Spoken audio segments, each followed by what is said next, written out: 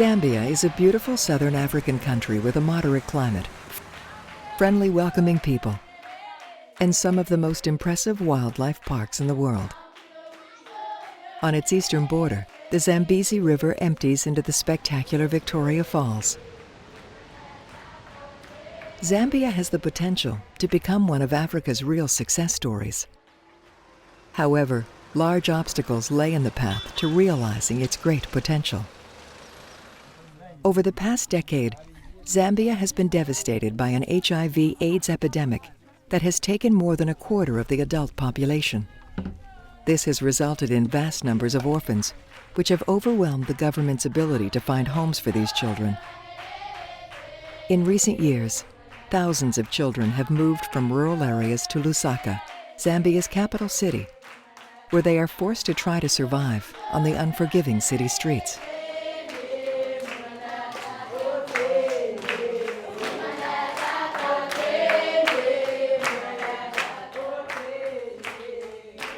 Now in Zambia we have a problem with a huge number of orphans due to different causes. The biggest would be HIV and AIDS pandemic. In the past, extended family was supposed to absorb those orphans and to take and provide care for them, including education, food, shelter. Now this extended family is not capable anymore to do that because of the big numbers of orphans that we have in Zambia. We work with homeless kids, meaning those who don't keep contact with families, who sleep on the streets, for whom the street became the home environment. I have seen that each child has its own reasons to end up on the street. All of them did not plan it. They did not want to become homeless. They did not want to become street kids. Well, there are two types of children on the street. We have children off the street and children on the street. The difference is children on the street are those children who just go there during the day. They go and do some piecework, and in the evenings they go back to their guardians. Then children off the street are those children who are on the street 24/7. The child will say, okay, you decide to go on the street, look for money, thinks he might be able to find money and pay for himself to school, then he finds himself on the street. I was about 12 somewhere there. They just told us that your father is sick, we've taken him to town and he's going to be fine. But at the end of the day, we just saw mom coming back saying that your father is gone. And my mother also got sick. And from there, things just went sour. Seeing my mother suffering, sleeping without blankets, sleeping without eating, that's what caused me to go out there on the street to look for money so that I can give my mom something to eat, I can buy medicine for my mom. And then as I was going on the street, I could go and come back home, go and come back home. Eventually, I stopped coming back home.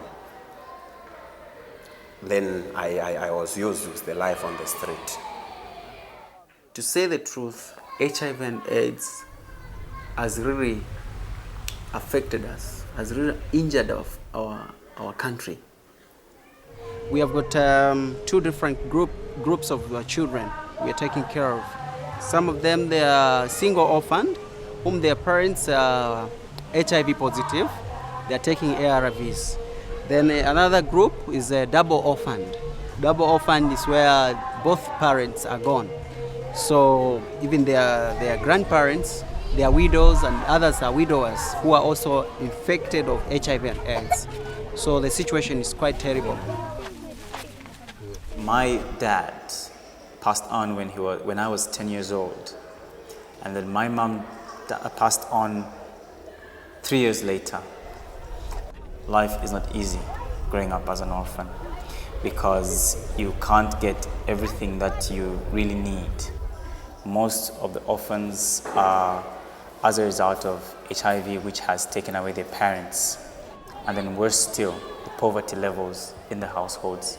There could be parents, but the parents are not employed, who are not able to provide decent meals and take care of their children, because most households in this country, in our country, Zambia, are living under the poverty datum line. Mostly households survive under less than $1 per day, which is not good at all. Social conditions in Zambia are extremely difficult. Poverty is widespread, with approximately 80% of its population living below the international poverty line. Zambia is one of the world's poorest countries. Life expectancy is among the lowest in the world, and the death rate is one of the highest, largely due to the prevalence of AIDS. The average life expectancy at birth is less than 40 years. It's a poverty, because when you walk around in different compounds of Lusaka, you will see thousands of kids from destitute families. Now, great majority keeps staying with the family and keeps suffering together with their relatives, with their family. Meaning they feel comfortable there, they feel secure, they feel cared for, and they bear together this burden of poverty. Now, tiny fraction of children in Zambia decide to leave the family environment and go into the town, and eventually to remain there and become a homeless child, or as we say it here, street kid. If you are a grandmother and you have 12 grandchildren all living with you, then by the time that, the 13 or 14-year-old gets to be big, then they're out. They have to take care of themselves, so they're in the streets begging money. We have one boy here who, when we did his family history, we learned that within 18 months, 13 adult members of his family had died. Of course he's in the streets. What's he gonna do? Lusaka is the most urban part of Zambia. And that's where most of the street kids end up. They come from the villages, they come from different areas. We have a train system that they can jump on the trains and come to the city. And they think that's the magic answer. We'll go to the city, we'll get a job, I'll come back to the village and feed my little brothers and sisters. But then they end up in the streets and they end up harmed so badly that going back is very difficult. When they run away, they reach a city center, and slowly they are introduced to the reality of homelessness. They are taught how to beg, what story to tell to get more money, what kind of jobs to do, and to survive the adverse climate.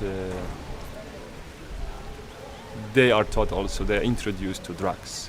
To drugs here in Lusaka, when I talk about drugs, it's not marijuana or heroin, it's something that is called stika. It's a kind of solvent. I was told it's waste, industrial waste from paint factories. The main chemical ingredient of that is lead. So boys inhale that. That makes them feel good, okay, makes them feel happy, blocks out the feeling of hunger, blocks out the feeling of cold. Like themselves, they say, to survive on the street, you have to sniff. Sometimes they call it a blanket. Blanket meaning when you sniff it, you can sleep at night. If you don't sniff, you will not sleep at night. We used to sleep under the bridges. Sometimes we used to sleep without blankets. Sometimes we could sleep without eating. The thing which used to make us sleep very well, it's about sniffing stika. When you sniff, there's no problem, you cannot feel anything. You sleep without blanket, it's just the same like you've put on a blanket when sleeping, and somebody can beat you, nothing can happen, you can't hear anything, you can't feel anything when you are high. It was really difficult to cope up with the situation on the street. You'd find that you find bigger boys on the street, those who used to bull us, who used to beat us, who used to mistreat us, something like that. And if you make money through begging, they would also want to get something from you. If you don't give them, then you are not going to be safe. It's not easy and it's not funny.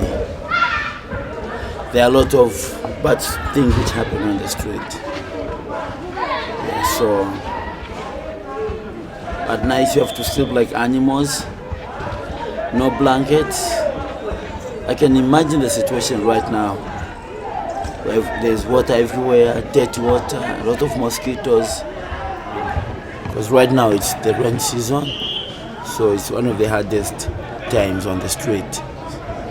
But it's tough out there. It's tough.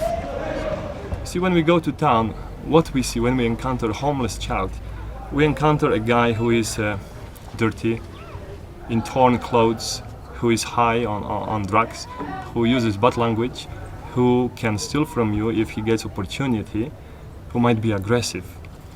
And we judge the child on that picture, according to that picture that we have at the present. And I think the whole problem is that not many of us make a switch, mental switch, to ask yourself a question: what caused the child to become a person like that?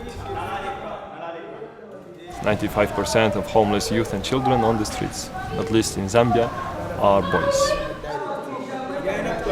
Street life is a rough life. Sleeping outdoors means you get sick, you get flu.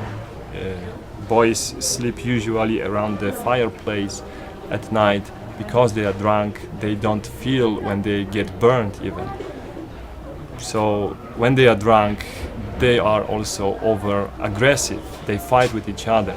Every morning when you go, there are new people with bruises and cuts. So the only help we really render on the street is going with the first aid box and putting few plasters and medicines on fresh wounds. There are a couple of activities they do on the street to make money. One of the activities is washing cars for people. They do car washing and then they make money. And then the other one is stealing. And stealing as in the way of surviving. And then the other one is doing some piece works. And like, for instance, fetching water for people, carrying luggages for people. They make money. Yes, and they do gambling. And they also fight. Yeah. But even begging is one way of raising money on the street. So they go to traffic lights and wait for the traffic lights to go red, and then the vehicle stops there, and the kids go on the windows of the vehicles and beg for money. Yeah. Like during the cold season, it's hard to be on the street, and during the rain season, it's worse. Because there are a lot of mosquitoes, a lot of dead waters, and there are no blankets on the street, so they use plastics to cover themselves. So everything they use is wet because it is rain season right now. The cardboards are wet, so they just sleep on the floor. They just sleep close to each other, and that's how they keep themselves warm. And they also use this drug to keep themselves warm. During the week like this, maybe a kid can make maybe $1 or less than that. So they spend much of their money on drugs. And the main reason why these kids tell us that caused them to run away from home is because of poverty. Some, they say, my father and my mother, both parents died because of HIV and AIDS. But those kids that are really destitute are, they can be really difficult because they're so tender. I mean, because many times it's just a new death, and they get so frightened. Like, I could leave. One boy, when he came, I would walk out the gate, and he would stand at the gate for 8 hours waiting for me to come home. He would still be there when I came back, because so many people had left and abandoned him.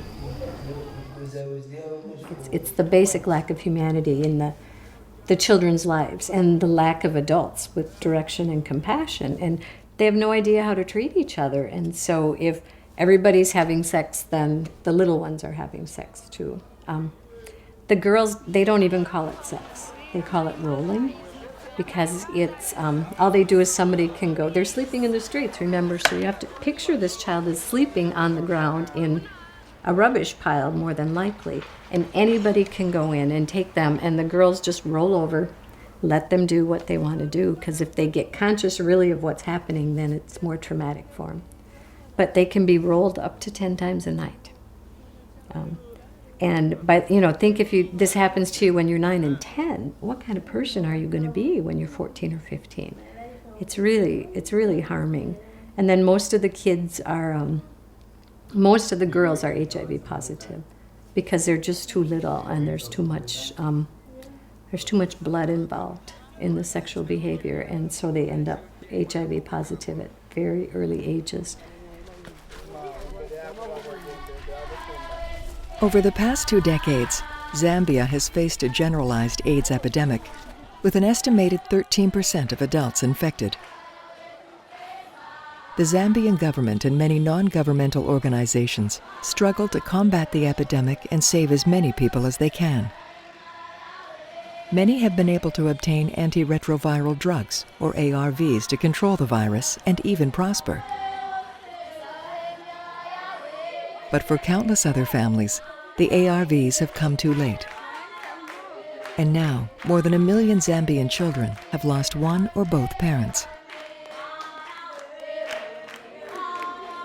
Life in the streets is really, really traumatizing for a child.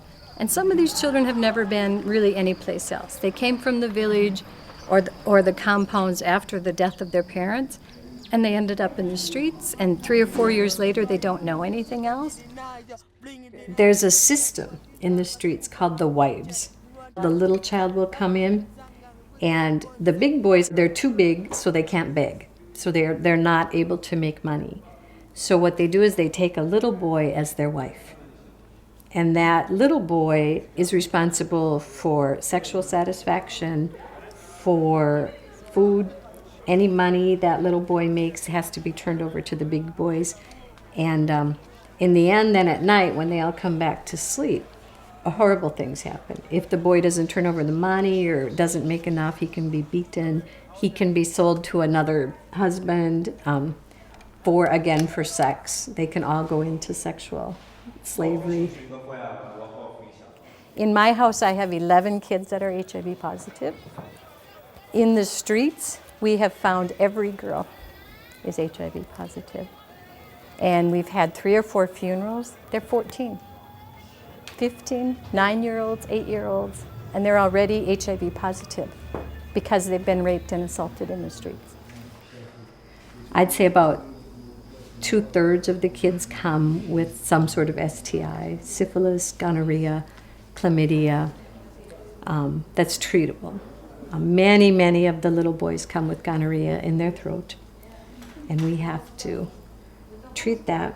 And I mean, and it's so common that I know one little boy that literally wanted to come home with me so badly. And I kept saying, no, you can only come if you're sick. So one of the big boys told me that he kept just offering himself for oral sex to the boys. And then when he finally got gonorrhea, then he got to come to my house. So, I mean, it's so bad that they will make themselves sick to be able to come home with us. And it's not pleasant to talk about. It's not conversation you want to share really with people, but it is the reality. And it's ugly, and it's bad.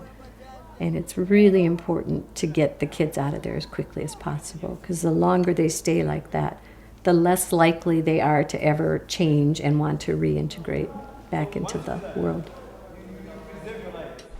Because child on the street very fast, within few days, learns that to survive there you have to change your name and you have to give a touching story in order to retrieve some money from Good Samaritans that they come in contact with.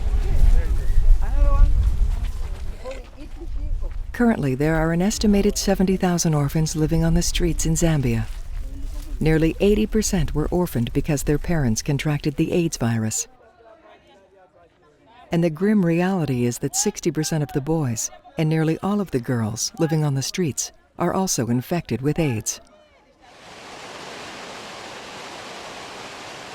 A few hours from Lusaka, the town of Livingston has the highest incidence of AIDS in Zambia, with 31% of the population testing positive. As I see, is not good for the poor people. Is the big gap between poorest people and the richest. And here, in the place like Zambia, where people are dying of different diseases like HIV, TB especially, we have big number of these people, orphans, children, the vulnerable children, widows. And I think this is still actual, and we cannot be blinded on this. We cannot close our eyes on this when we see these problems around us here daily. Many times people are coming on asking for the help because of these reasons. Before, the majority of these children, especially in the preschool, they are affected. Their parents, they are already gone, both of them, or they are still alive but still under the care of home-based care, under the treatment or RIVs, medical treatment. Out of every 5 Zambian adults, a group of 5 Zambian adults, at least one of them is infected. Many of the children we have at the orphanage have lost both parents. There are few, maybe 4, that still have one parent, maybe a father or a mother. So we can say that the impact of HIV/AIDS has been severe. We've lost our brothers. We have children living amongst us who are HIV positive, who got infected with no knowledge of their own, who have lost their mothers, who have lost their parents. And I don't think whether there is anyone who can say, no, I've not seen HIV around me. All of us have had HIV around us. I think 75% of the children who come here have been heavily affected by HIV and AIDS pandemic. And we've got children who are on ARVs. They are taking the drug. Yes. Their parents are no more, they are gone, they are dead. So they are being kept by their guardians. And some of these guardians are very poor. They are simply providing a roof and nothing else. Several organizations in Lusaka are working hard to bring the AIDS epidemic under control and find homes for the many orphan children. Carol McBrady, known by the street children as Mama Carol, has taken it upon herself to do what she can to give street children a safe place to live. For more than a decade, she has worked tirelessly to bring children in off the streets of Lusaka and give them a home and even hope for the future. On occasion, she returns to Minnesota to raise funds to continue her work in Lusaka and to help educate Americans about the AIDS epidemic and street children in Zambia. There's the whole idea of just basic human good. How can you look at a child in a rubbish pile and proclaim that one child is more important than the other? So because you're from Minnesota, you get to have social services, you get to be fed, you get to be provided shelter, and because you're in Zambia, you die of starvation. And this is what we have to ask ourselves. What are we going to do about it? If we learn about AIDS, if we learn about a country in the world that has almost 40% of its children that are orphaned, what should our response be? I could maybe take 20 kids and be a mom and have a nice home for them. But what about the next 20? There are 70,000 children living in the streets and markets in Zambia. 70,000. I have this truck now, we drive in when somebody's sick or injured, we go pick them up. And I could have 100 kids. We have to stop at the edge of town and take them out of the truck because they've jumped in the back of the truck to come with me. And I don't have housing. I don't have resources. I don't have enough to take care of 500. But we really try to work with the police on who's going to be somebody most in need. And like, especially the small ones, they'll just call me up and say, you can't leave this boy here, you need to take him. But there's always a crisis that marks the reason the kids have come. And some of them will show up at the gate. And those kids we usually like to give a chance to, just to see what happens, because they've made that effort so far. When they come here and they learn how to be a child again, how to live in the community, they really are ready to do the work and to look at, no, I want to be able to be a chef at the Holiday Inn. I want to be somebody who can work full-time. If we can increase household food and financial security, we're rest assured that children will not leave the communities to go onto the streets. It means if we're able to tackle poverty at community level, the community will make sure that the children are held within themselves. Because in our traditional African society, my friend's child is my child as well. So we believe in the extended family system, where children can never be let alone because they're not my children. You take care of your friends' children and your friends' children. I'm convinced at this time that the solution is really a street outreach, is being on the street, being aware what is going on, knowing the places where kids are most likely to run into, and then to be there for them, to help them where they are looking for help before they get used to being on the street. And with that, I think we have quite good results. When they run away, they end up on the street. And for the first 2 weeks, they are just newcomers. They are still learning what does it mean to be a street child. They are not yet street children, or they would not describe themselves as street children, even if they sleep there. But in their mind, they are not yet street children. So that's the time when we can really help them. That's the time when the child is still looking for help. The time when the child does not enjoy being on the street, didn't make friendship there, did not settle. And for last 2.5 years of that approach, we have had quite a good results with rescuing children from the street before they acquire a homeless attitude or homeless identity.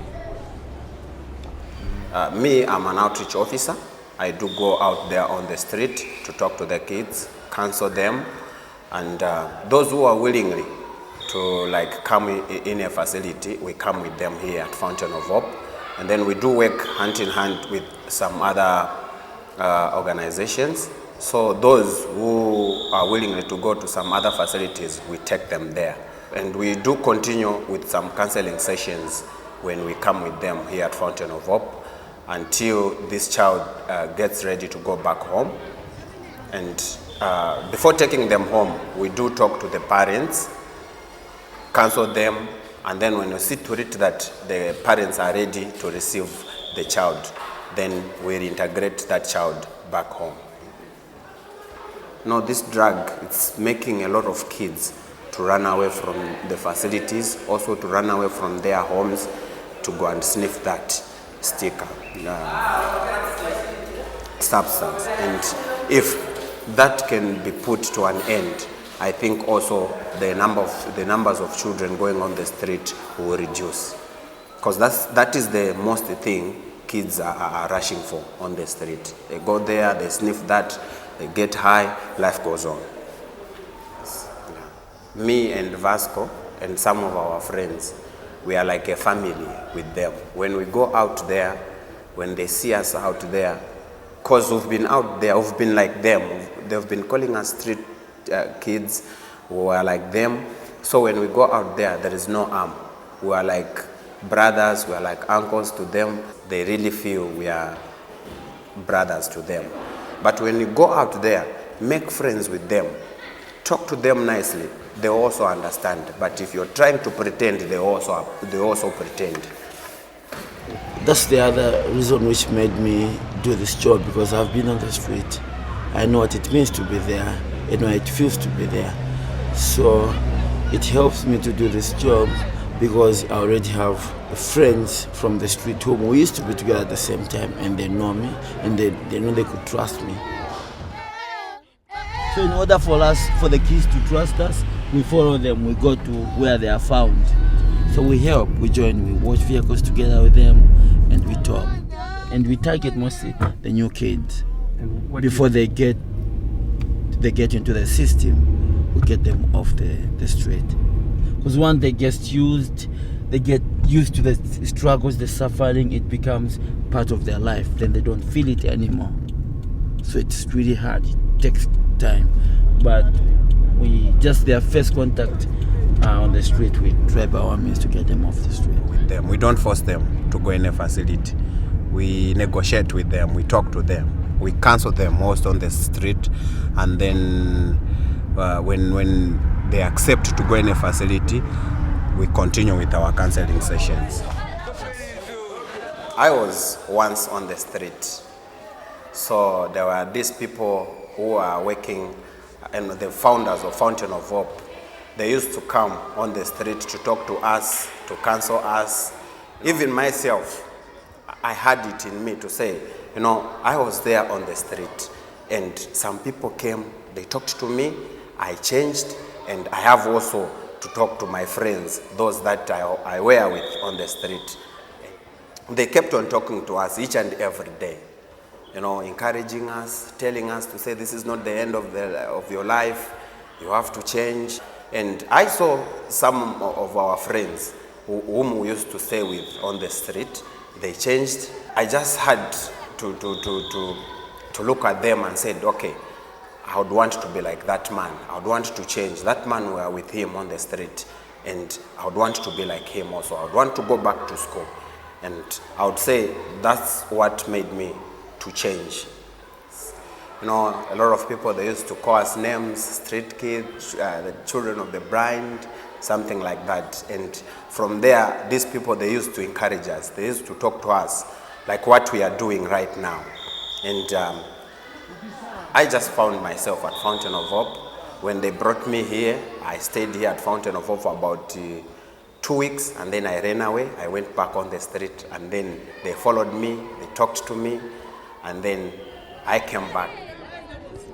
So if you don't take them into a place where there's counseling and teaching and extensive parenting, just basic parenting, this is how to use a toilet, how to brush your teeth, then they never really fit into society.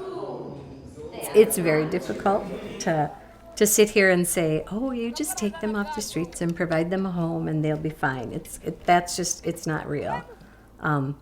They come in, they have extensive temper tantrums, they all go through drug detox. Generally, the first 2 weeks are pretty good, and then you have about 6 weeks of just, we would call it holy hell.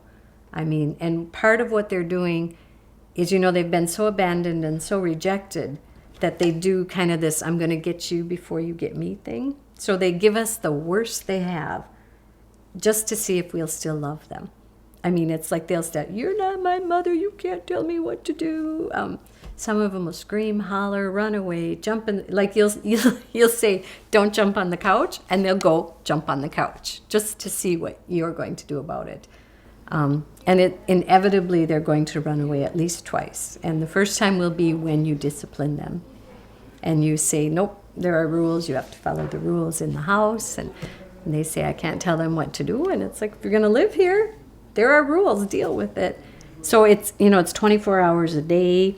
It deals with the child from the street to the community, and you stay involved with them. And it just requires a lot of work and a lot of compassion and a lot of skills. Some of these children are very, very difficult, and your first response is, I can take a kid that isn't from the streets, and they're not going to behave like this, so why would I continue working with you? So a lot of it is, if you just respond with love and the knowledge of where that behavior is coming from and where that child has the potential to go, and the child can see that too. They'll look like, say, if they're in Francis's room and they can see Francis, and he's 18 years old, he's in grade 9, he's running our poultry operations. And so they'll stop and they'll think, it's like, it's like you have a clear choice. You can go back to town or you can be Francis. Because if you respond as if they're the problem, then you're not ever going to get that kid. If you respond as if the problem is what happened to them in the streets and they can move on, but you have to acknowledge it. I mean, you can't say, okay, now you have to behave properly. It's like, you were raped for 10 years of your life every night. That's not normal. You have to acknowledge and help them resolve what has happened to them. But you also have to teach them that there are other ways. And then they have to make a choice. And those kids that like the streets and like being drunk and can't handle the shame and the process and the work that it takes, they end up back in town. I think what's happening right now is the kids that have been in the streets are big and they're pretty savvy. And if they get, kind of latch onto the little kids pretty quickly, then we have a lot of work to do with the little kids. But there are definitely some kids that I will say, I love you, you're my child.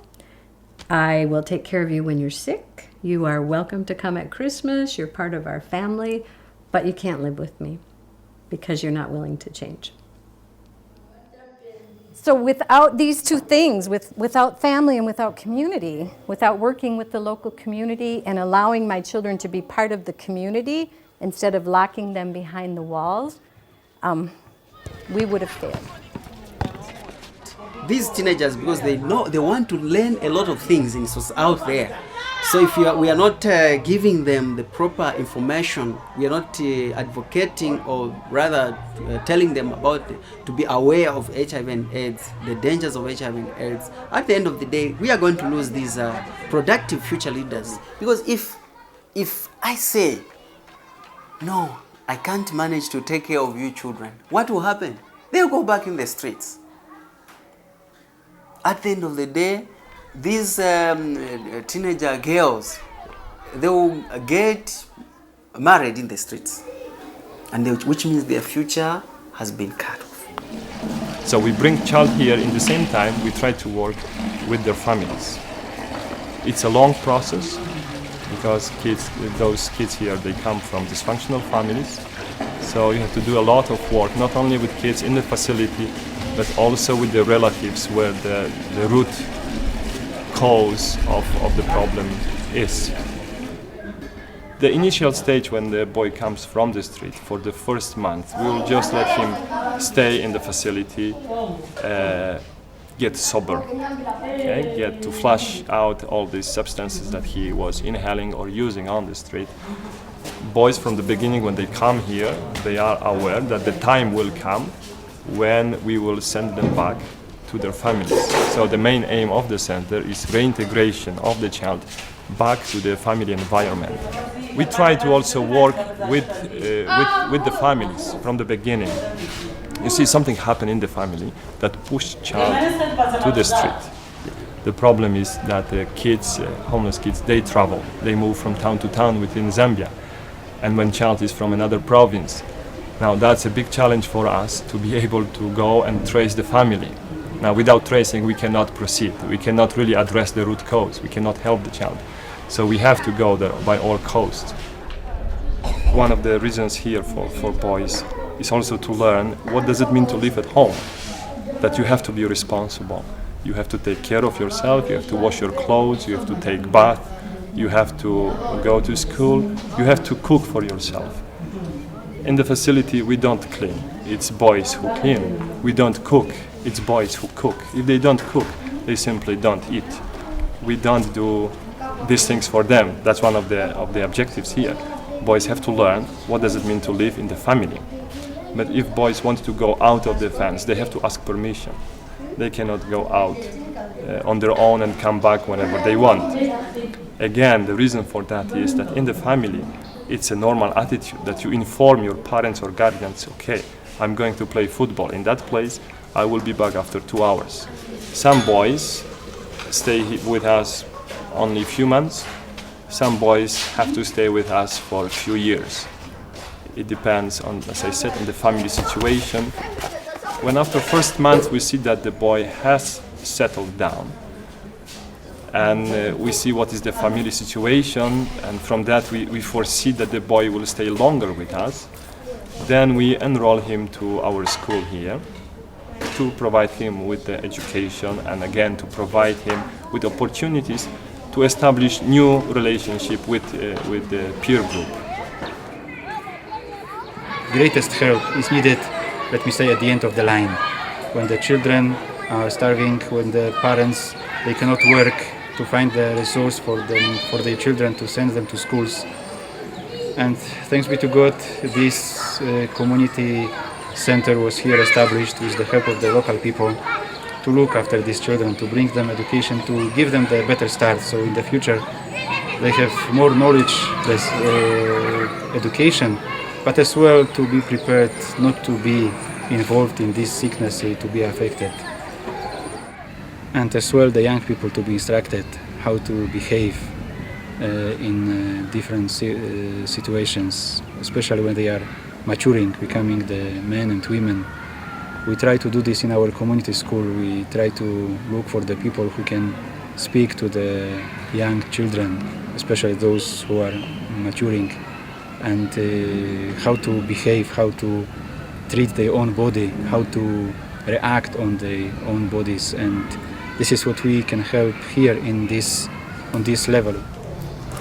Yeah, in 1 month, if we tested about 150 people, we would have 30 testing positive. On average, we have about 10 people each day coming for VCT, and the number is 50-50 between women and men. And then we also have children 1 year and above that come with their parents who, like the mother is positive, so they come with their children, both small baby boys and baby girls. We also have youths, both girls and boys, that also come on a daily basis. And the 30 that test positive would give them referrals to go to the nearest art clinic, the art clinic within reach of that person that has tested positive. It doesn't mean when these people come here to test positive, they are already sick. No, some come when they are quite healthy and they just want to know their status. Some come, they want to get married. Some come, they are already sick. Some come, their spouse, the partner has passed on. And some come, they just want to know. Like the younger ones, the youths just want to know. Some of course come, they have lost both parents. And then if you are found to be positive, there is a solution. Of course, it's not a cure, but a solution to make you to live long. And we have seen a number of people that we thought would die earlier have at least been saved. Many of them have not died in the space of time we thought they were quite vulnerable and would die anytime. So we would say over the time, because of the coming in of ARVs, there is some improvement in terms of health. But for the rural areas, the problem is still much because they have to go to district hospitals time and again to get medication.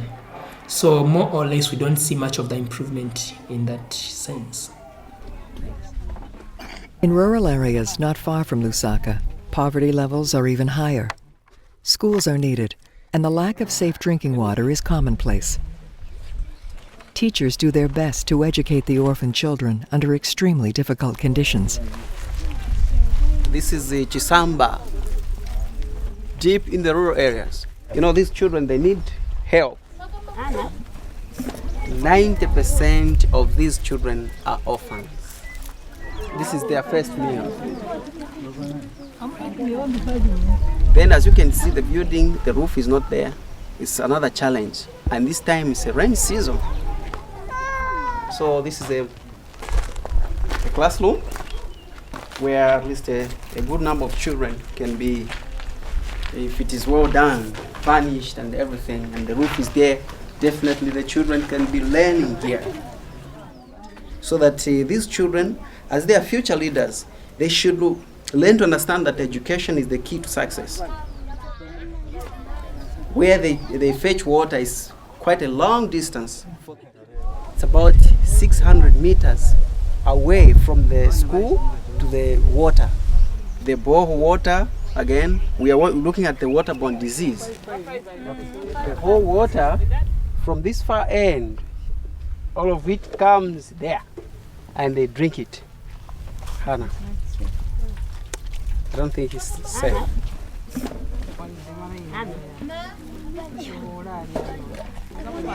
You find even reporting to school is another problem. They send them in the bush to go and man the cattle, which is not good. A child should be at school.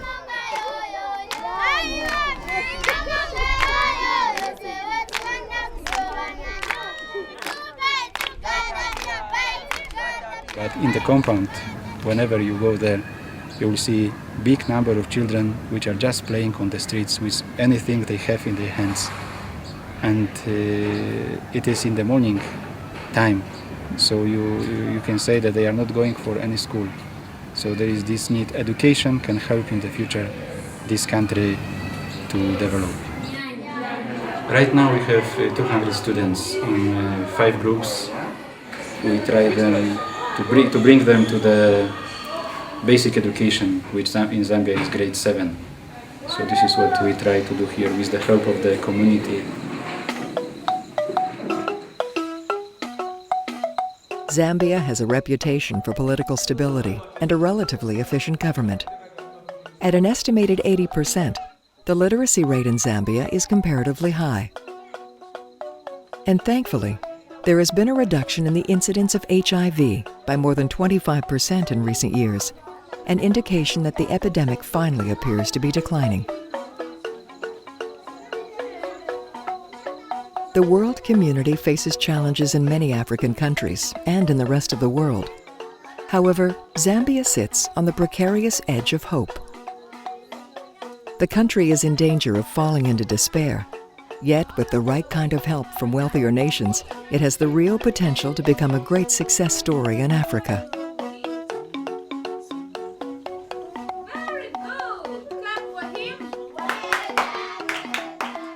Because we are Catholic Church, we try to as well spread the good news, the good values, the Christian values, and we have the Mass as well for the community school.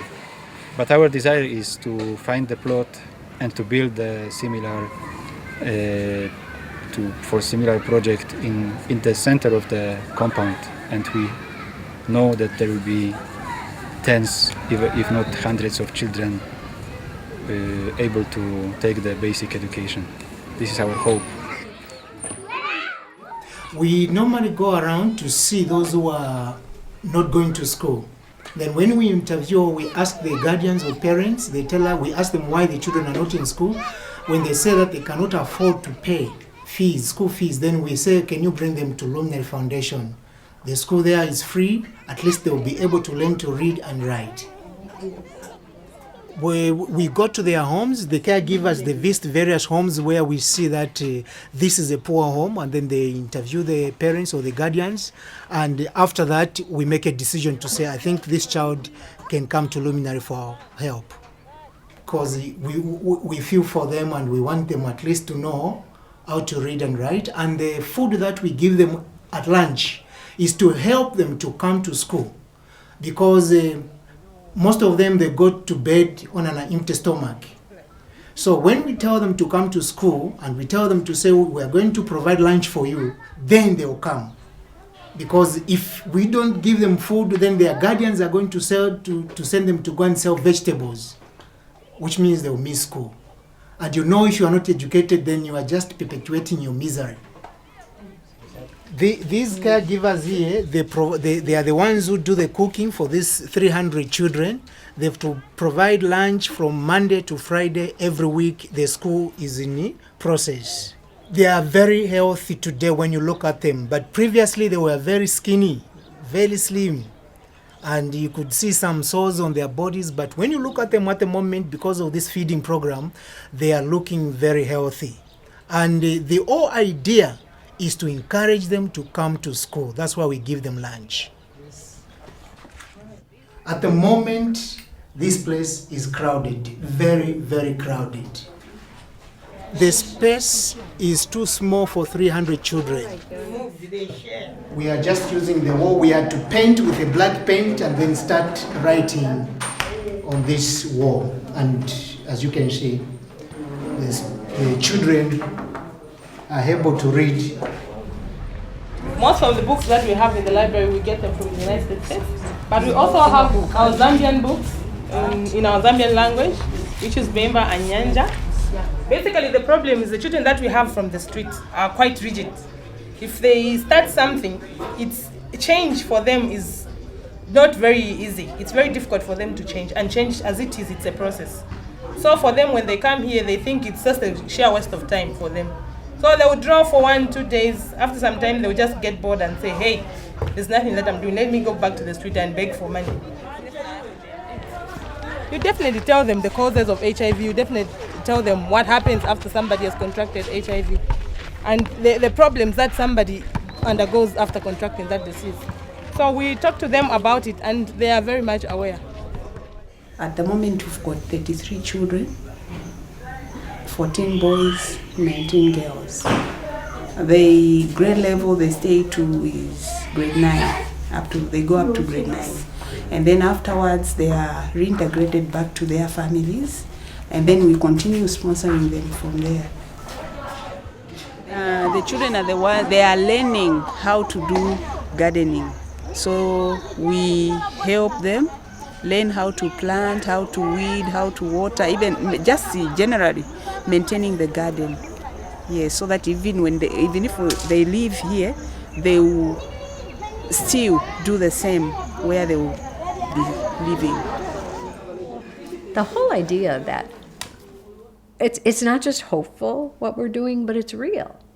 I mean, I can tell you, I lived there, and these children's lives, they change. And it's like, really, how cool is that? And they change for good. They don't go back to the streets. They don't go back to, as long as they stay in school, as long as they continue their jobs, it's a permanent change. And those kids that make that choice, I can do this. I know it's going to be a lot of work. I understand this, but I really want to be part of this family, and I really want to have a future. And once they tag that in and we can get them working with that, we can do anything with them, anything. There are some guys who are still there, who are our friends on the street. And whenever they see us there, they always have that heart of saying, I would also want to be like you. I would also want to be like you one day. How did you do it? And we keep on telling them, say, this is what we did, this is what we did. And some of them, they've changed through that. And a good number of them, they've gone into boarding schools. They are now doing fine. They are working. They are renting houses through the same program. Over a mile wide and known by the local people as the smoke that thunders, the Victoria Falls is considered one of the 7 natural wonders of the world. With some of the most amazing wildlife parks in Africa, home to an impressive diversity of wildlife, Zambia has great potential for tourism. Its people are spirited and very willing to work with outside organizations to create a better future. Much progress has been made in Zambia's fight against AIDS, but much more work needs to be done to ensure that the recent gains are not reversed. There remains extremely large numbers of children living in the streets.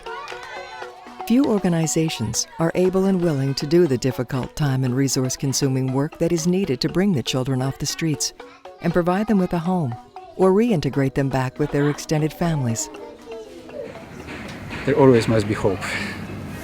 And it depends as well on those who are governing the country, those who are coming with the help from outside, which way they would like to help. And people are open here to be prepared for the better life. They are very much in desire to change their kind of life. And the help can come from outside. And together with this desire from inside, it can work. We try to stick to our motto here at the St. Lawrence Community Center. And the motto is, do what you can with what you have, where you are. And we are faithful to that. If we have no money, we do what we can. It does not cost anything to go to town and to be with guys when they are there, to acknowledge a human person, to show by the relationship that no, I care for you. It hurts me that you are in that situation, and I will do my best to help you, to acknowledge a person. For the boy, for the child, to know that you are not alone in this world. That gives you a huge amount of power to struggle, to change your life, to get your education, to become a good person, a responsible citizen. When you see kids in the center, they are nice, they behave well, they are polite, they are cheerful, they are clean. It's difficult to imagine that they were, not long ago, those human, even zombies, walking around towns with bottles stuck to their noses. And I believe just because we were able to see beyond that mask, we can help them. And kids are healed, and kids are part of a community that they never thought they would be able to be part of anything. And now they're perfectly normal children. And you just, to be able to see that, to be able to live in that, to be able to be part of that, the miracle and the potential of change, it's a phenomenal thing to be a part of. I mean, I love being a part of something that is good. I mean, children that are supposed to be dead are alive. I mean, honestly, I can sit and say, that boy, he's alive because of what we did. And, I'm a mother. I'm a mother of hundreds of children. I'm a grandmother. Nothing's ever going to change that now, no matter where I live or what I do or how I do it. And who wouldn't want that? And it's a great thing to be a part of. Setbacks will no doubt continue. But with a sustained effort by the government of Zambia, working together with the international community, there is great hope that the street children will be able to find homes and fulfill their dreams of a better life in this beautiful and unique African nation.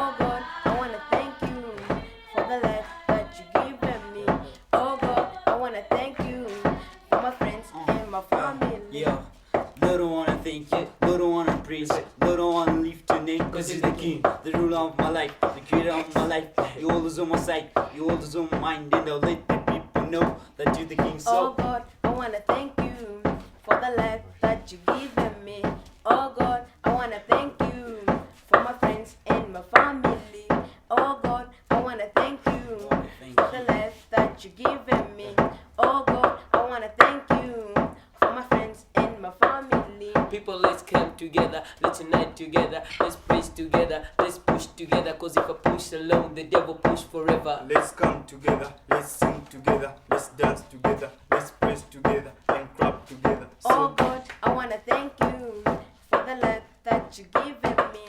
Oh God, I wanna thank you.